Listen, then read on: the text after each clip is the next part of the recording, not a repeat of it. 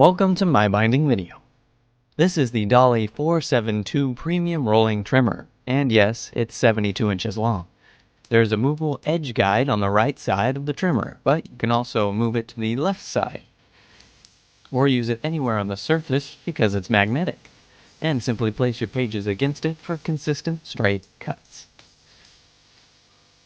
There are common angles and paper sizes measured out on the board already. And it has both inch and centimeter measurements, the square grid being in centimeters. The blade head rolls from either side of the board and easily and cleanly cuts through your project. The edge extrudes out to catch the smaller bits so they are easier to clean up. And did I mention that it's 72 inches long? That's longer than 6 letter-sized sheets in a row. The bottom pads are quite small and don't offer a significant amount of traction, but you are able to hang it on a wall as well. The blade head automatically clamps your pages when it passes over your project, helping keep it in place. You can also completely remove the edge clamp if needed.